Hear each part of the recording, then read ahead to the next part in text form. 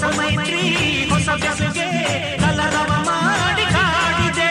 ಹೊಸ ಮಾತು ಹೊಸ ಮುತ್ತು ಹೊಸ ಮಾತು ಹೊಸ ಮುತ್ತು ಬದುಕಿನ ತುಂಬ ತುಂಬಿದೆ.